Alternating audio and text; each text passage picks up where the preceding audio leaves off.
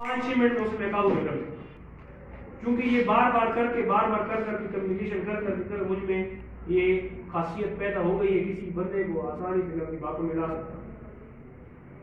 اس کا فائدہ آپ کو کیا ہوتا ہے؟ اس کا آپ کو ایک فائدہ یہ ہوتا ہے کہ آپ کے اندر ایک اعتماد پیدا ہوتا ہے لوگوں سے بات کرنے کا۔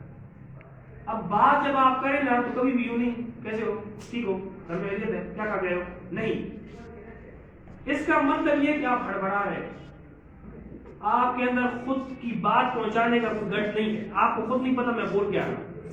آپ نے بڑے طریقے سے تحت اللفظ سے ہر ایک لفظ کو ادا کرنا ہے۔ کیسے ہیں آپ، دن کیسے گزرے آپ کے، ہر ایک لفظ کو تحت اللفظ یعنی جیسا وہ لفظ ادا ہوتا ہے اس کو ویسے ہی ادا کرنا ہے۔ تھوڑی سی ٹرائی کر لیں، کوئی بات سن کے اسے ہم سنی نہ کریں، علم وہی ہوتا ہے جو آپ اپلائی کرتے ہیں پریکٹیکلی۔ میں پریکٹیکلی کر چکا ہوں، پریکٹیکلی آج سے آزمانا شروع کرو۔ اگر یہ فرق آپ میں نہ آیا تو پھر یہ بندہ ضرور ہے۔ تحت اللفظ میں ہر ایک بندے سے آپ بات کرو، گفتگو کرو۔ جیسے میں نے ایک مثال دی آپ کو، حضور پاک صلی اللہ علیہ وسلم کا یہ خاصا کہ یوں صفائی گوئی یا صفا گوئی سے کام لیتے کہ ہر بندہ سمجھ جاتا ان کی بات کو۔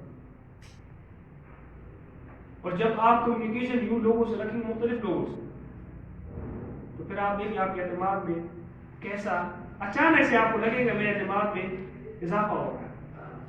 اب دوسری بات ہوتی ہے، بعض بندے آپ کو کچھ سمجھتے نہیں، بعض بندے آپ کو کچھ سمجھتے نہیں، آپ یہ بڑا گلے کے نا سیٹ۔